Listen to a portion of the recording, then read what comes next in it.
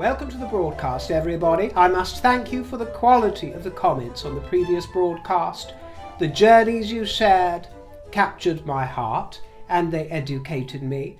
So many of you who have been through journeys involving cancer, individually or with regards to family members and friends and loved ones. Some of you seasoned in those journeys, some of you very raw in the early stages of your journeys with these things. I do very much appreciate your candor and your input. It's really rather overwhelming to go through them in a humbling sort of way. So thank you very much. We are going to discuss a few royal matters today, but a large portion of this video will be dedicated to Tip Jar Corner. So for those of you who adore Tip Jar Corner, this should be a good one for you. I'm going to be introducing you to a couple of basketeers actually along the way. Basketeers of note, including another wife of a rock star, a 90s rock star, a towering legend of the rock scene actually. Their wife is a basketeer and joins the legions of others. We spoke recently, didn't we, of Angie Smith of the Breakfast Club, Madonna's early punk band, and also the wife of one of the Bay City Rollers is amongst many others, but these are the ones coming to mind. Well, we have another one and also another creative basketeer to introduce you to, and I will be showing you, of course, some of my charity shop finds and trinkets, wardrobe, gowns such as this one from the boutiques, and books. I'll be doing a little reading as well, so I'll put the timestamp for Tip Jar Corner in the box if you wish to go there or to avoid it. And I'm sorry to begin in the gutter whereupon they snipe the Montecitans, because it seems rather obvious and evident to all, and the word is that the Harkles found out exactly what was going on with Catherine at exactly the same time as the rest of the world, on Twitter and on the television, and without any warning, without hiding or hearing. If this doesn't show you in the baldest terms how clear it is that these two dabblers are not privy to private information anymore, I don't know what will convince you of that detail, because their copybook is well and truly blotted. In fact, one could say soiled. That copybook is soiled with the skid marks of dirty laundry and dirty linen that were hung out to dry along with the royal family after the Oprah show debacle and everything that followed on. And one of the things that followed on, my dears, was the Harry and Meghan at Home with the Harkles extravaganza on Netflix. And who did it feature? Amongst others? It featured a so-called gentleman who denigrates the Cambridges as they were and the Waleses as they are now, denigrates them, and it amplified this chap. And now conspiracies are being led by the man who they featured and they amplified in their own production. And this is a couple who are showing great concern to the rest of the world about all digital misinformation and conspiracies. They are giving him a platform and a pedestal. Do you understand? Do you understand how it sickens some of us? Sickens some of us. The hypocrisy. Because this man's name is already out in the intrasphere, or whatever it's called, in the Twitter worlds and over the media. It wasn't unknown to the world how he had disparaged Catherine and William, including saying that they age in banana years and all this kind of claptrap. He's going around saying nobody at the farm shop went on record to say that Catherine and William were there. He's claiming that the palace lied and misled the public. Well, I believe in freedom of speech. He can say whatever he wants to say. What I'm here disapproving of is the Harkles' decision to let their production teams and their little sojourn into reality shows platform a person such as this. Okay, if you want to be curious and you want to be questioning, that's one thing. But if you feel entitled to have known more about what was going on while Catherine was coming to terms with her prognosis and discovering new elements about it, then I'm afraid that you're a sad sack with no life and no healthy boundaries. In fact, it's parasocial, and it doesn't matter whether it's someone that the Harkles have employed for their endeavours or whether it's anybody watching this show. That's the way I feel about it. And I saw, and I promise you, I don't even have a TikTok account, but I saw on Instagram, when I was looking into royal matters, a TikTok video being shared and re-amplified by someone who was very much mistaken about chemotherapy and Catherine's position. They were talking about chemotherapy, saying that it is an end-stage option for anybody, that chemotherapy is only brought into the mix for end-stage remedies. He was saying, in all earnestness, probably with millions and trillions of views, they don't give it preventatively because there are lots of side effects and it's painful. Well, I know that personally to be a lie, a downright lie, and a misnomer because of my own mother's experience. When she was diagnosed with breast cancer, she had a tumour, which I've spoken about before. It was surgically removed, mercifully very early, with very little surgical impact, but also a node was removed from, so the cancer was taken out, but a node was removed, if my memory serves me correct, under the armpit. A lymph node, and I think some cancer was found there, and that is why, as a precautionary measure and as a preventative measure, a full gruelling course of chemotherapy began for 6 months. Lost all of her hair, and then radiotherapy as well, and then 5 years on hard drugs, and altogether 10 years on medication. And mercifully, I can say, is cancer-free. I don't even like using expressions like that, but is, leading a full and healthy and fully restored life. Although I am aware and will make perfectly clear that cancers of the abdominal region and their treatments imply potentially different stages of progression in cancer to cancers of the breast, I know that, but regardless, it certainly is not an end-of-life scenario, as these mischief makers are portraying. So, it's very sad that people can get away with painting this misinformation all over town as if it is some kind of truth. It's actually disgusting. You've got to be very careful when you're speaking about this kind of thing. You've got to shoulder a certain amount of responsibility. And as Cantankerous Housewife says, these names are wonderful. Cantankerous Housewife. It's not you, is it, Megan? I just completed a year of preventative chemotherapy, which left me very tired. 1 year and cancer-free. Congratulations, my darling, congratulations. The family is in my prayers. Cancer is not something I would wish on my worst enemy. I love the royal family and have nothing but prayers for the family and for the kids. And that comment reflects many similar comments from others that shared the same sort of sentiments and experiences. So there's a lot of jumping to wrong conclusions and downright mischief. Speaking of which, I also received a sprinkling of comments chirping on about Catherine's video being 96% AI generated.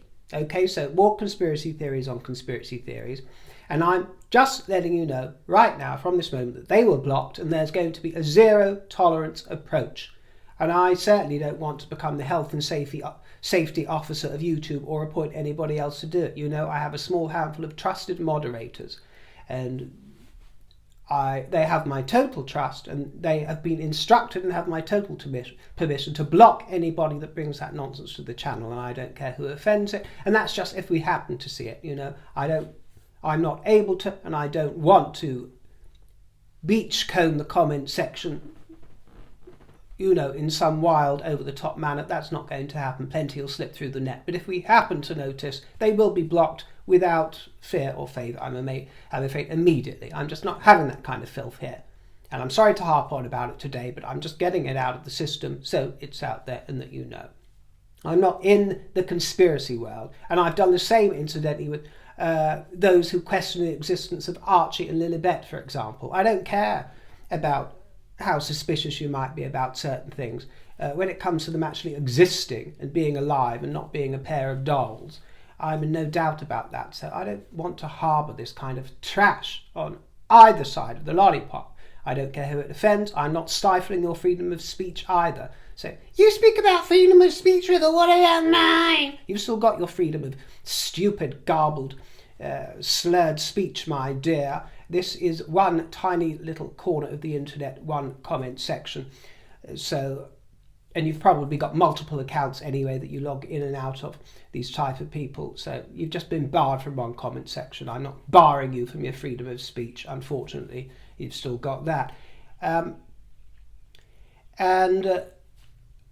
Anyone here is free to share their opinion, whether or not it chimes with me, but I will not tolerate impudence. I don't tolerate passive aggression. I'd much prefer downright haters.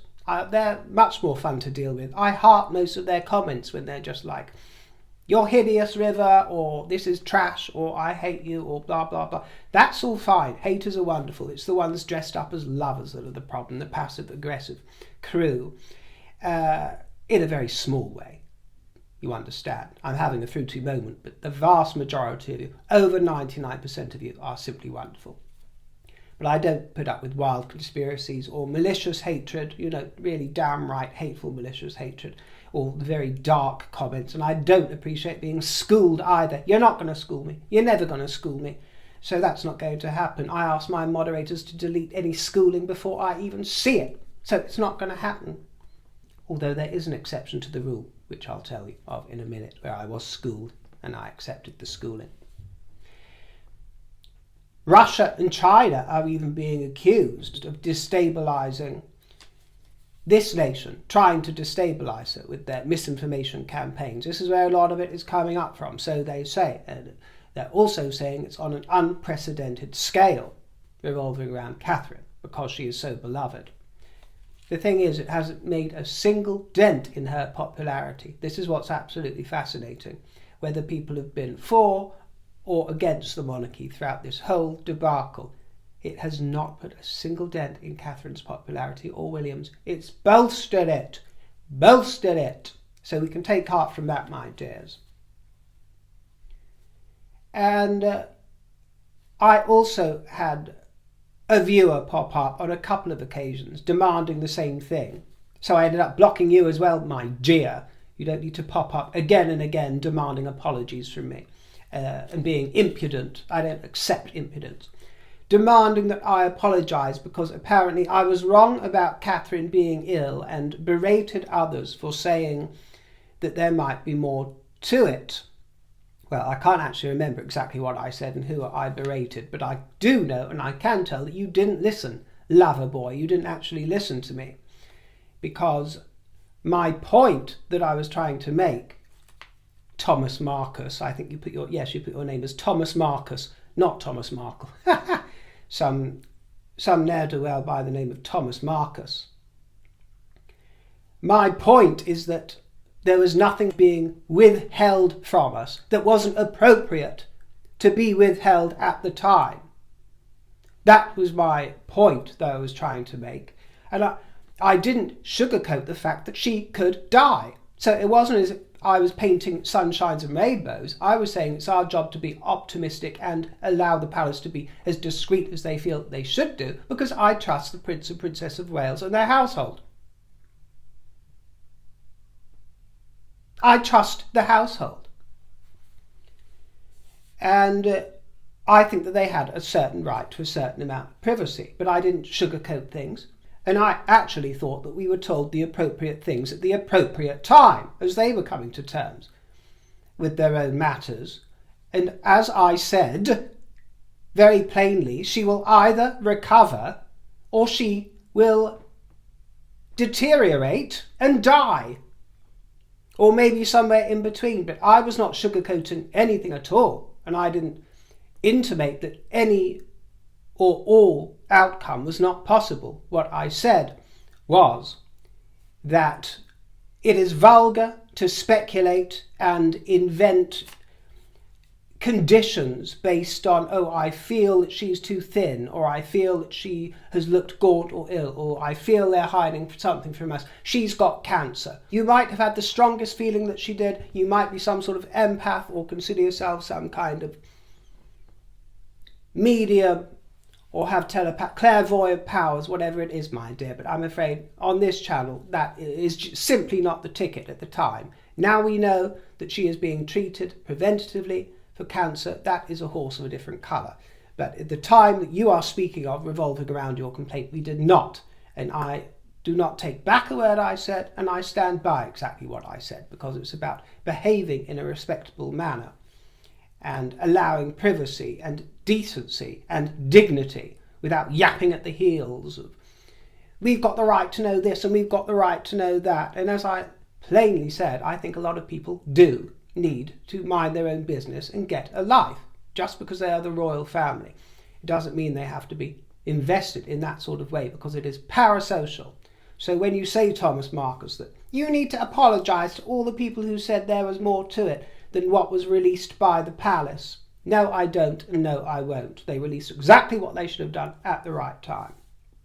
I'm not saying people don't have a right to be curious and question things in their own mind or have suspicions. Everybody is human. I understand that. What I am saying is that I would not have approved or tolerated of people laying it down as if it was a fact, as if they knew 100% that things were different to what was presented, or being hidden, or that we were being lied to. I don't felt that I was lied to for one single moment by the palace.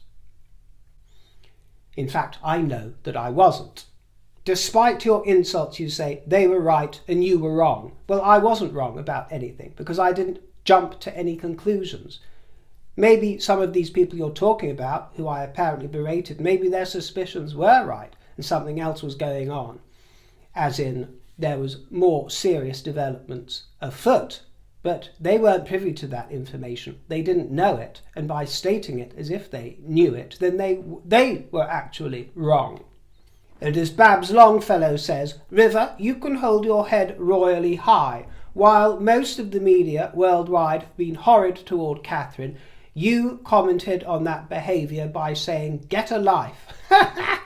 I thought at the time, River, you are spot on, and you were. Thank you. We are all heartbroken and pray for her full recovery. Owen R. says, Dear River, thank you for your wonderful upload and all that you do. You're most welcome, my dear. Your compassion is quite touching. Something struck me about Catherine's video.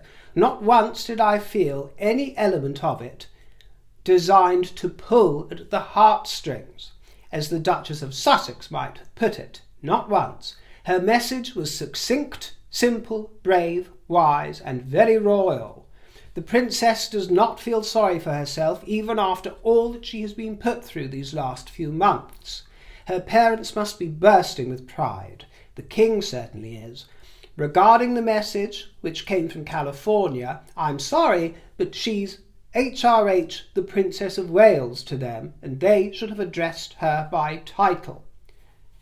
I agree, and I think that it was vulgar, as I said in the previous broadcast, to refer to as Kate in this instance, even if that is how she is known colloquially, because they go to pains for Meghan to be known as Duchess of Sussex, don't they? And the Duchess of Sussex, all over everything they ever come out with, every press release. The Countess of Dumbarton, and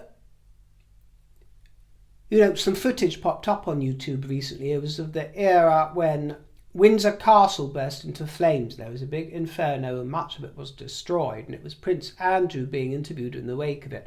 And it struck me even then, and he might have been erring a little on the arrogant side, but he was asked, what's your mother's reaction, Andrew? What's your mother's reaction? Quick as he can, turns round. Her Majesty was shocked, he says. Her Majesty was shocked. Sort of corrects in his way the reporter, rather than your mother, she is Her Majesty. And he's speaking about his own mother. It's to do with protocol, and all members of the family would have referred to her as Her Majesty or the Queen, or the Princess of Wales or the this and the that by title. But Catherine in particular is not any member of the royal family. She is the mother of a future king. So her blood will always be mixed into the DNA of any and all future king or queen. The bloodline, not only that, but she will fulfill her next role as queen consort, God willing. She is to be a queen, together with her king. And they make the biggest fuss over the titles for their children, don't they? For Prince Archie of Sussex and of Sussex. They make the biggest fuss and the biggest to-do possible over making sure that that is all shipshape and Bristol fashion. Do you understand? But they can't manage the trifling courtesies of referring to our future queen as Catherine for a public statement.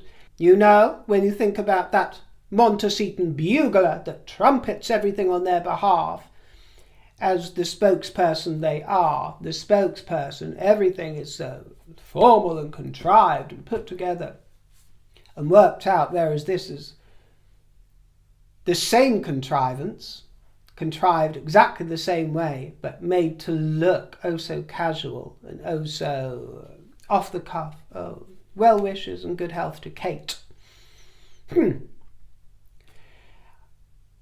You're right about Catherine. Her speech was that word that I've been using a lot lately to describe her, serene. It illustrated her serenity, and the other thing it illustrated, which I loved, was that it was thoroughly British. Thoroughly British, and it showed off the English reserve to this very best and gave some of us such reassurance that it is still there. You'll be hard-pressed, if you'll excuse a moment of patriotism, you'll be hard-pressed to find a country that rustles up that sort of humility in a public address.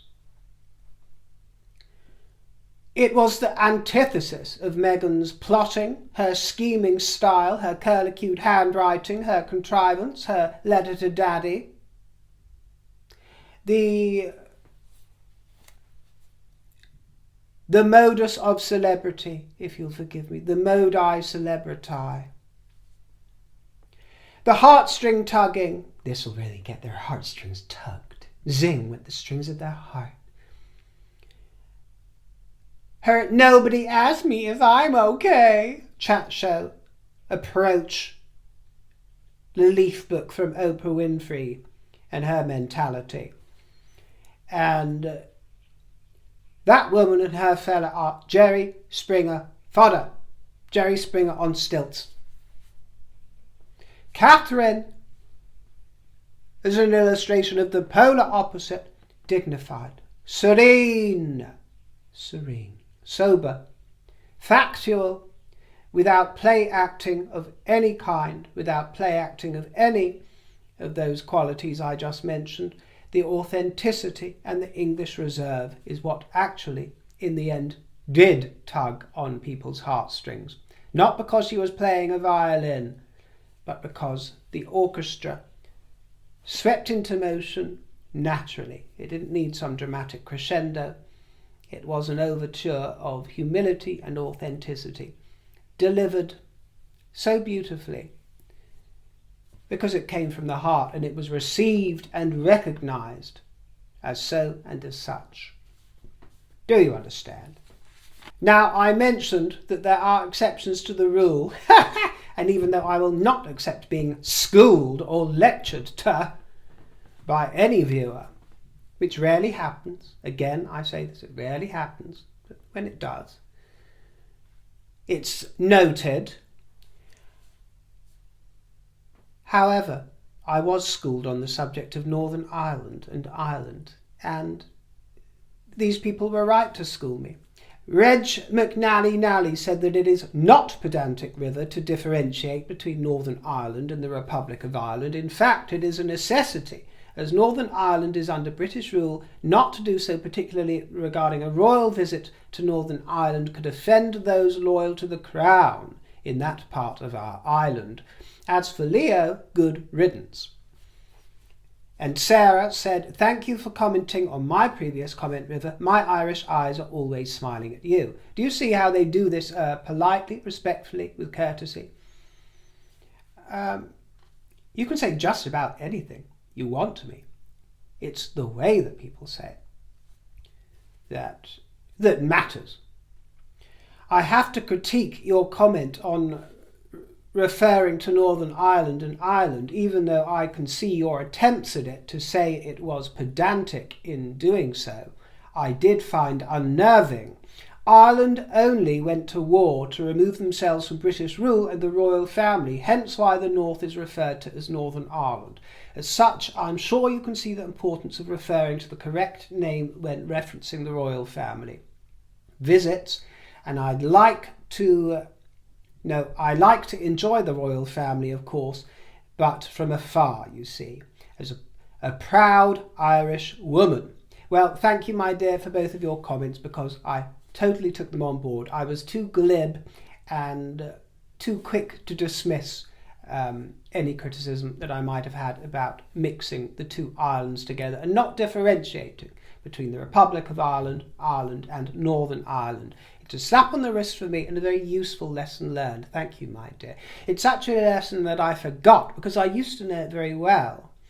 When I was young, I had a chaperone, and she went on actually to be a very successful wardrobe mistress of the West End, the London West End and beyond, a wardrobe mistress. But she chaperoned me as a child, and we became very close. We would spend weeks on end together in many places up and down the country. And she was from the Falls Road in Belfast. So she was from Northern Ireland, and we're talking about Northern Ireland, and it was very much instilled in me that it was Northern Ireland and not Ireland. So I should know better, but I'd forgotten, and I needed a reminder. And she left me with a ring. She gave me a ring of the Clodagh ring, the Claddagh ring, that's the one. The ones that have, these are my hands, I give you my heart, and crown it with my love. And I can remember her gifting that to me. So thank you for your gentle guidance there, my dears. Appreciate it.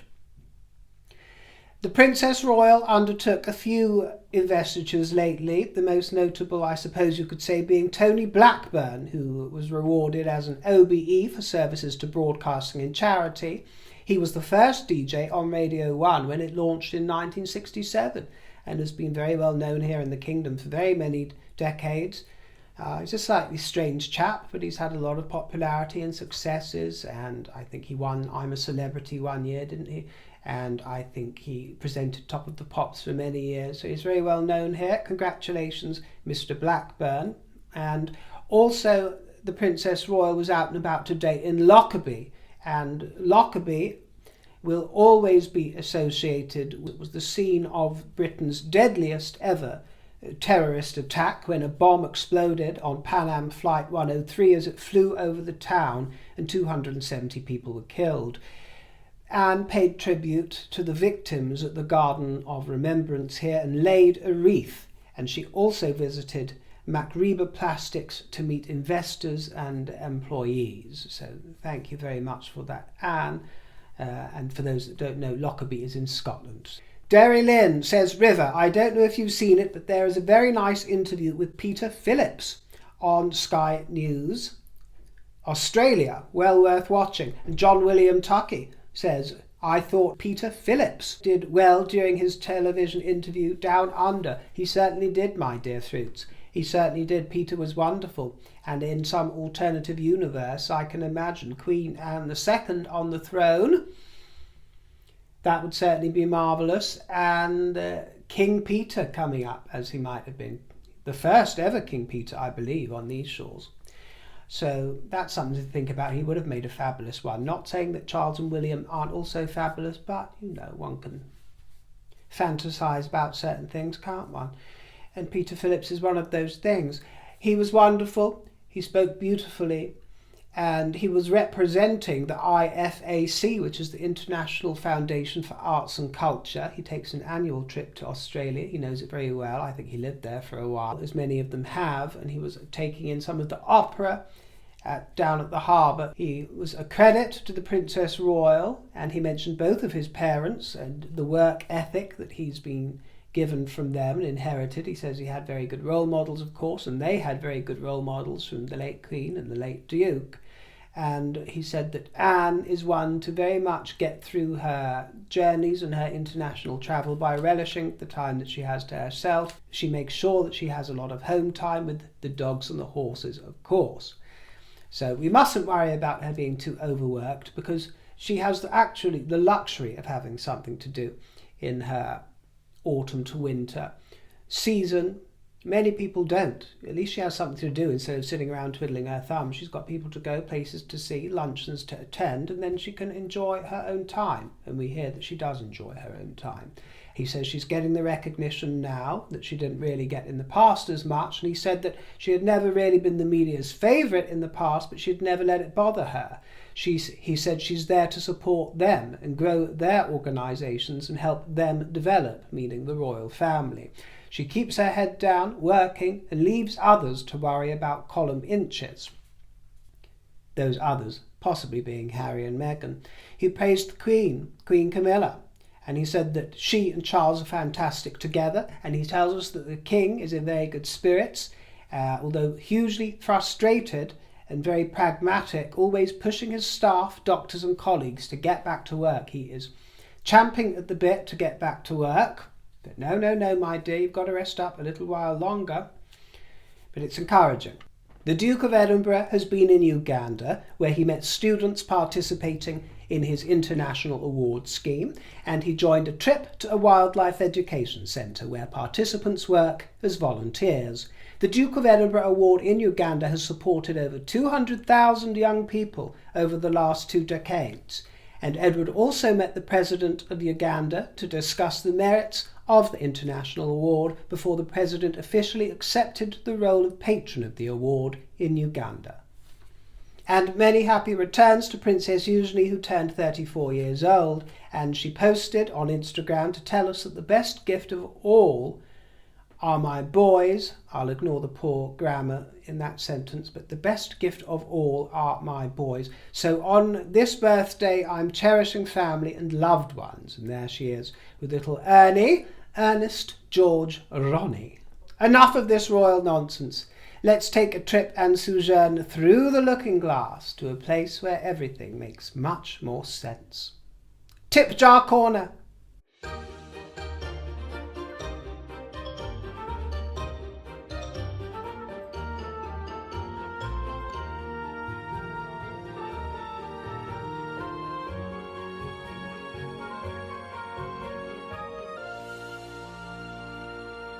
Welcome. Isn't it wonderful to get away for a little bit, my dear? A little bit of escapism into the world of twinkly things, dusty old books that smell all bosky.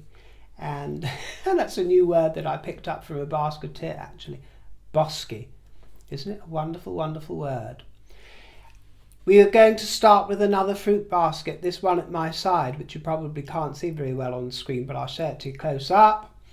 Featuring lemons, oranges and cherries. Cherries are the theme today. Cherries bring cheer and sensuality, don't they? In this kitsch mid-century offering, which is rather ugly, but I couldn't resist it. It was going for £8 and I wanted to pick it up and show it to you. It's nice to have a fruit basket at our side here and there, isn't it? And I'm showcasing it for you on this frock, this wonderful gown, which is a Ronald Joyce original. Aren't those names of yesteryear wonderful? The label says After 6 by Ronald Joyce. And as I mentioned the other day, I did quite a large haul at a vintage boutique. Now, this gown and the emerald one that I wore in the previous broadcast were over £20, maybe 25.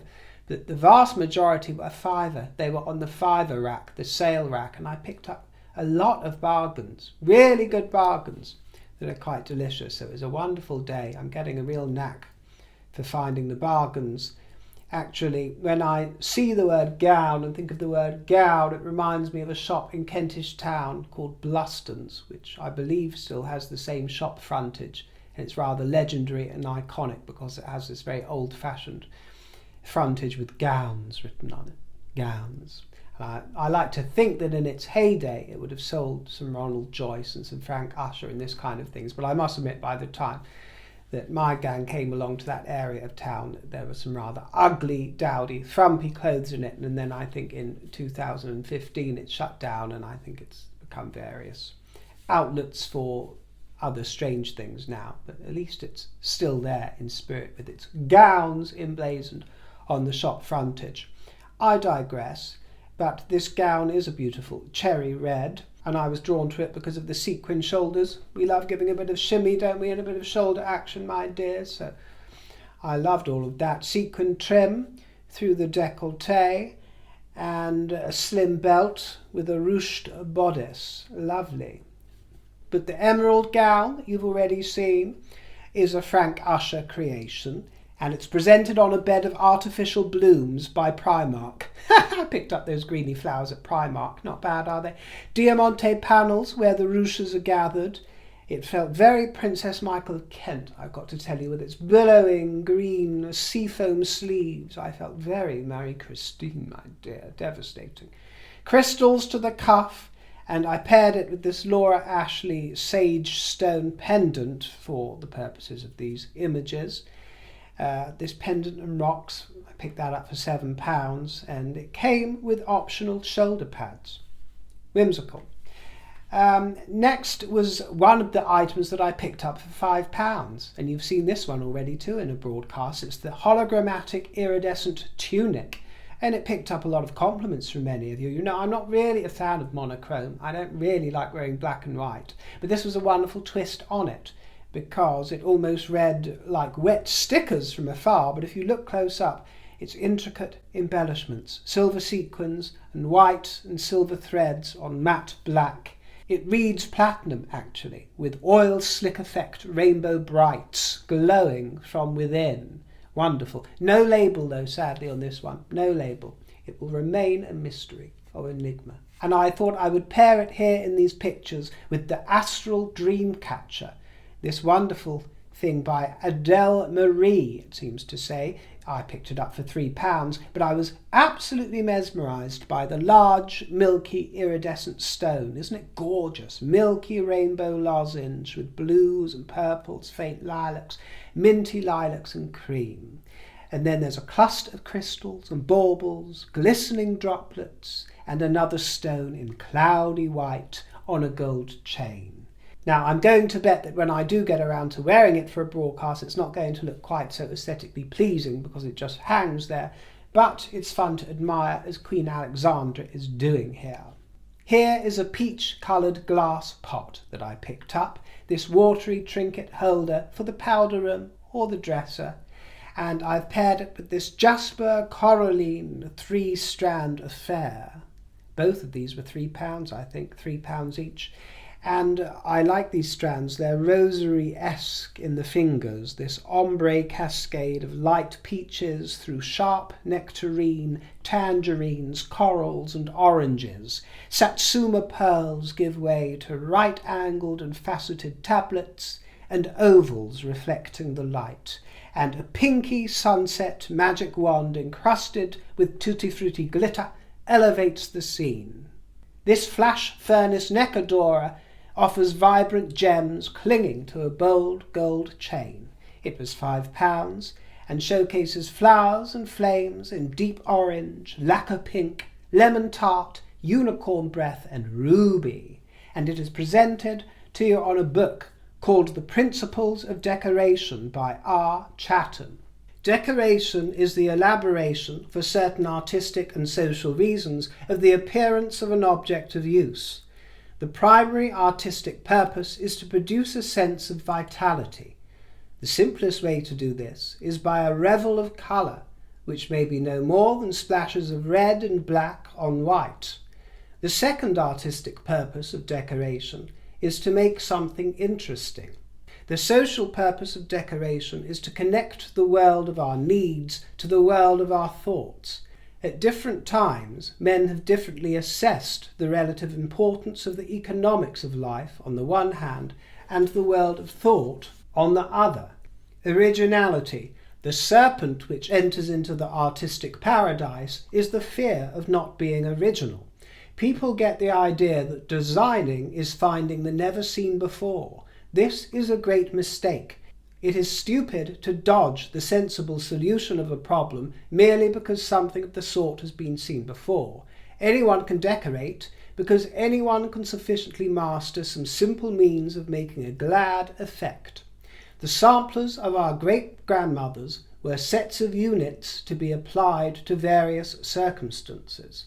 Their application demanded taste, and judgment, proportion, colour and position had to be designed. From that came the touch of originality, ancient as the motifs were. Colour expresses vitality. The abstract idea of life is not that it is stagnant existence, but ceaseless action. Indeed, if anything can express vitality, it is variety. Hence the artistic objection to the machine repeated is in the obvious evidence of sameness, of repetition which denies the cardinal principle of life, that no two things and no two moments are exactly alike. By colour we can define one thing from another, and that use of it is valuable, for it makes for clearness of thought about different things. But colour has also, like musical sound, the power of subtle and profound suggestion of thought too elusive, too vague, too tragic, or too ecstatic for close definition. It is this power which we sum up in the phrase, the revel of colour. The most vivacious colour we possess is red. The most vivacious contrast of colour is black and white, hence a use of black and red on white gives us a startlingly vivacious revel. Here is a pair of glitzy red ear hoops that I was going to wear today actually, but I decided that they didn't enhance the look of this outfit. Not a good combo, but I'll wear them another time. Ruby slippers for the lobes they are, and they're showcased on Queen Victoria's early letters. It shares extracts and excerpts from hundreds of letters written by Queen Victoria, and a few to her, I believe, such as Queen Victoria to Lord John Russell from Buckingham Palace.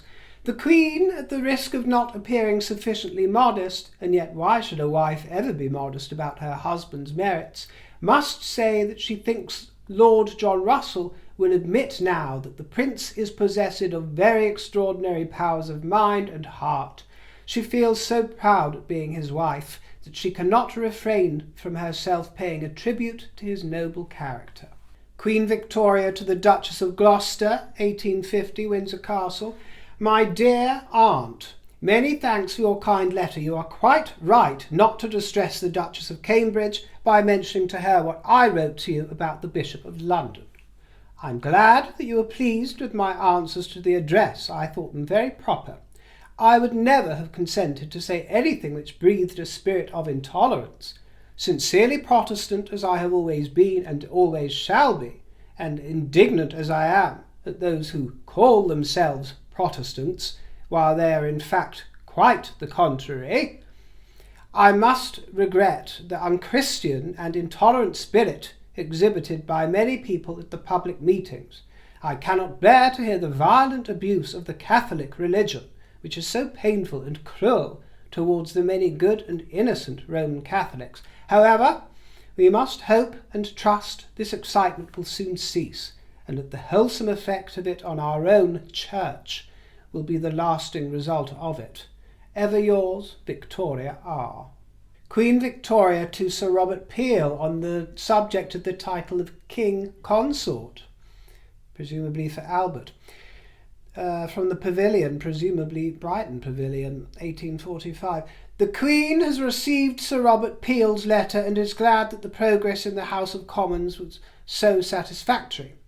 The Queen was much hurt at Mr. Borthwick's most impertinent manner of putting the question with respect to the title of King Consort, and much satisfied with Sir Robert's answer. The title of King is open assuredly to many difficulties, and would perhaps be no real advantage to the Prince, but the Queen is positive that something must at once be done to place the Prince's position on a constitutionally recognised footing and to give him a title adequate to that position.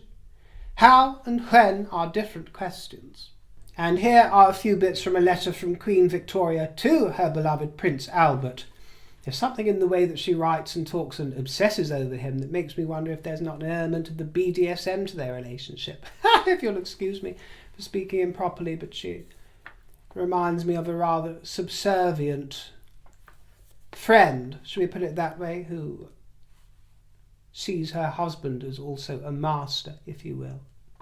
Might be my imaginative little spin there going a little haywire, but if the crown fits. Here she is. Windsor Castle. As to your wish about your gentleman, my dear Albert, I must tell you quite honestly that it will not do. You may entirely rely upon me that people who will be about you will be absolutely pleasant people of high standing and good character. These gentlemen will not be in continual attendance on you, only on great occasion, and to accompany you when you go anywhere, and to dinners, etc. Seymour is your confidential attendant, and also Schenk and Anson, whom Lejeune has written to you about. Old Sir George Anson has been told of your gracious wish to have him as groom of the bedchamber, and is delighted. I can only have lords, and they will not be peers, but lords, eldest sons of dukes or marquises or earls, and who, as far as possible, are not in Parliament, for then they need not change. But your people are appointed by you, and not by me, nominally, and therefore, unless they were to vote against my government, which would be awkward, they need not change. You may rely upon my care that you shall have proper people, and not idle, and not too young, and Lord Melbourne has already mentioned several to me who would be very suitable. I have today received an ungracious letter from Uncle Leopold. He appears to me to be nettled because I no longer ask for his advice, but dear uncle is given to believe that he must rule the roast everywhere. Palmerston, since the death of his sisters, is quite alone in the world, and Lady C is a very clever woman and much attached to him. Still, I feel sure it will make you smile. Here is another gown. This time it is by Jack Bryan, and it's difficult to capture the shade actually. It's a peach champagne that is actually more pinky hued than you can see here. It's the palest salmon, a sort of nude, if you will, gauzy, lacy sleeves and neckline with shimmering beads, pearly sequins gathered in a sort of 1930s style, if you will, to my mind, to my eye. The earrings I have named the pansy hammocks, and they were £3, manufactured by Diva. And here is a pack of floral notelets that I picked up. I think they're really charming, and I love having notelets like this handy for the odd birthday or for sending thank you cards, cards without any writing on them or greetings. And these ones are full of cheer, and they're based on illustrations by Elizabeth Gill and Charles Raymond from around about 1920, that sort of era. One is pansies, the pink one is Bourbon by Kathleen Harrop, I believe this bloom is called. And then the next is a purple one, Purple Dwarf Iris, and a rose. And they are pictured together with a purple silk flower headdress that I picked up. And on the subject of pansies and flowers and florilegia, it allows me to bring to your attention a viewer, a basketeer. And I've been very fortunate enough to meet a few illustrators and artists, and I'm sure there are many more of you that I don't know about. I wish I could know what each and every one of you gets up to, because it's absolutely fascinating to me, and especially when people drop by with such talent that I discover, because I received a tip jar treat from this particular basketeer. Thank you very much for that. Curzon to sword, or Curzon to sew, as you might go. I'm not quite sure, but Curzon has been exhibited all over the kingdom, and she belongs to the Hampton Court Palace Florilegium Society that meet once a month at the palace. How lovely. And I have seen some of her output and her oeuvre, and it's just so charming. I love all that sort of florilegia, I suppose you could call it. The drawings of the herbs and the plants. We've seen some of that sort of thing here before in the broadcast, and I actually own quite a lot of that in my collection of ephemera. But it just astonishes me, and I'm so envious of people that have that sort of talent for drawing and artistry. I think it is just so fabulous, and I'm just going to flash up a few images from the social media of Curzon Tussaud, because they are extremely inspiring. As you can see here, she's also a fan of pears, just like me, and of fans. Thank you very much, my dear. It's wonderful to have such a talented fruit in the basket. Here is a chiffon scarf in pale primrose soufflé, featuring a leaf design so delicate, translucent, and evocative of springtime, and it covers a selection of scores that I picked up, and most of these were just 50p each, because who else wants them in this day and age? Who else wants them? Well, I do, and I gathered them up, my dear. Scores and very old music songbooks, such as this family songbook, once belonged to Leslie Fox, of 12 Craigydon, Earlsheaton, Dewsbury, Yorkshire, and it's full of best-known songs in the English language, including a favourite of mine from my very early childhood. My friend's great-grandma used to play this on the piano forte for us.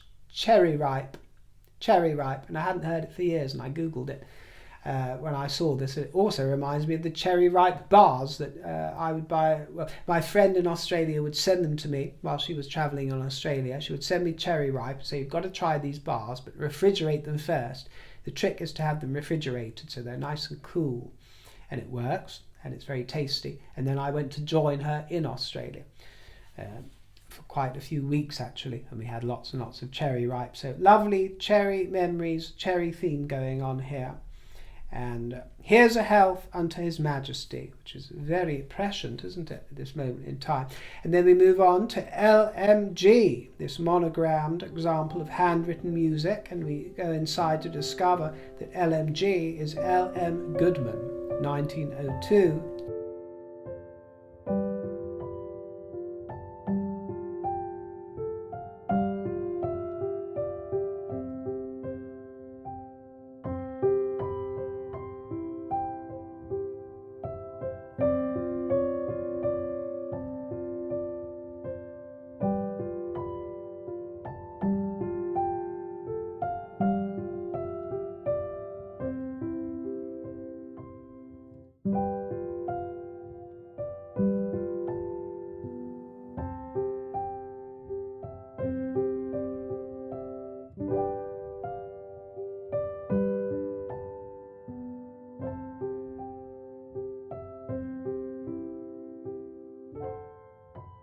This is the property of Mr. A. B. Gatwood, 50 Feltham Road, Poole, Dorset, and for a while it was in the Hampshire County Library. And that features Invictus. Yes, Invictus. And I was also very drawn to this piece called Fairy Lures. Oh, they just don't make them like that anymore these days, do they, my dear? Well, perhaps someone does. I shouldn't be too despondent, but Fairy Lures. Wonderfully evocative. Paul A. Rubens is featured in this tome, and I looked him up because apparently his autograph is here in this booklet, and it says that he wrote some of the most popular Edwardian comedies of the earliest 20th century. Isn't that something?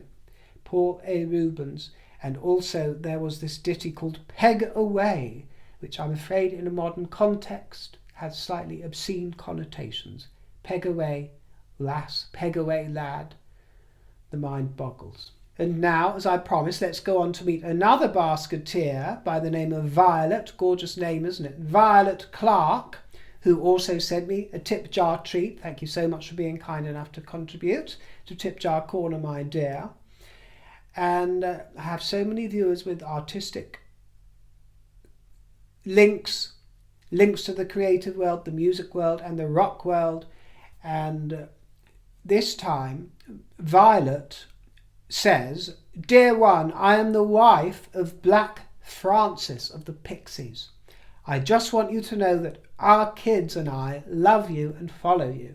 I have been a mess all night following Princess Catherine's diagnosis. I'm praying tonight. Thank you for your incredible program. I am such a huge fan. Carry on, love. And Violet herself is an artistic talent who has performed with her husband on occasion, and I believe on bass. And for those of you that aren't aware, her husband, Black Francis of Pixies, of the band Pixies, is iconic. And I'm not being melodramatic, I'm not being over the top, I'm not pulling your leg if you haven't heard of him and telling you it's raining. This is absolute truth. Pixies are a band that were one of the chief influences on Kurt Cobain.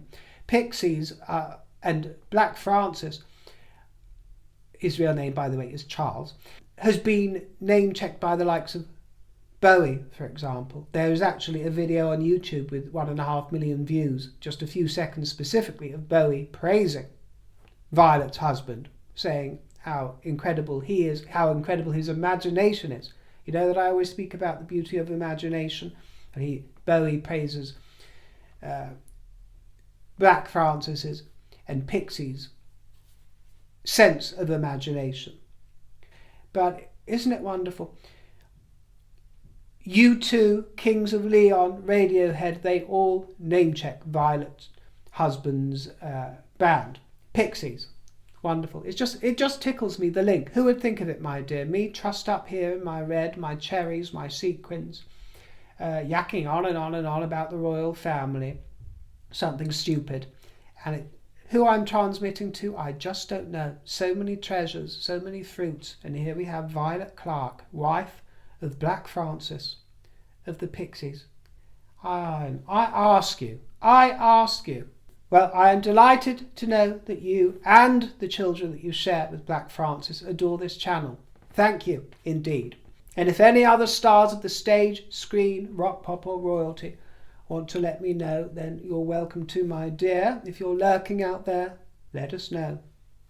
Schema Dreamer says, hearing your comment about building a spiritual relationship with yourself, I was reminded of a song that I listen to almost daily. It is called In Comadro Hymn to the Atman by Kansas. I wanted to share a favourite passage of the lyrics with you.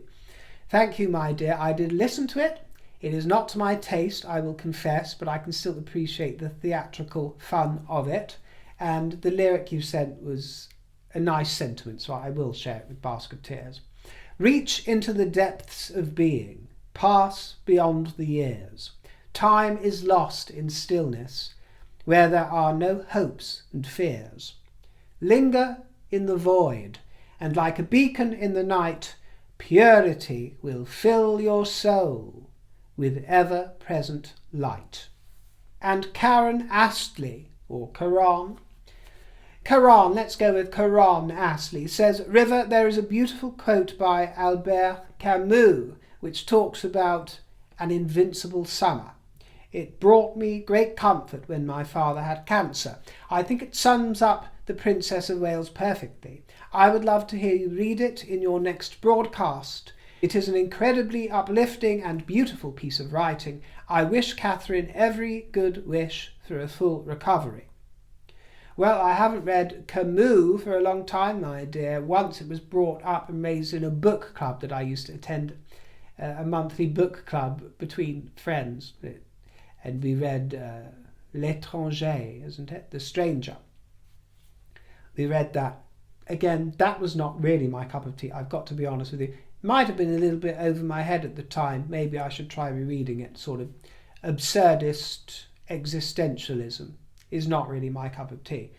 But I was glad that I read it all the same. And the quote you've provided is absolutely appropriate, because I was talking about the idea of communing with that within yourself, whether you're religious or not, and I don't count myself as religious, but that within yourself that is holy, that is godly, that is sacred, a way to commune so that you can always have that nourishment and that reservoir of spiritual strength to draw upon as well. So I will read the quote, my dear, and I will leave you all with it, and I will take the opportunity to thank you most sincerely if you sent a tip jar treat my way, and even if you didn't, thank you so much for being here in the fruit basket and enjoying all of our company and meeting all of us. It's fabulous, and I look forward to seeing you all very, very soon. So leave me a lovely comment and come back next time. See you, my dears. Take care, and over to Albert Camus.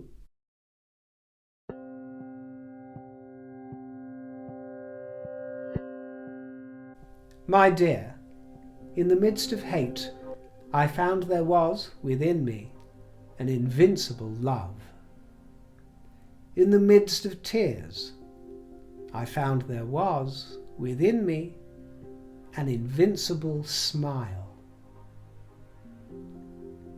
In the midst of chaos, I found there was within me an invincible calm.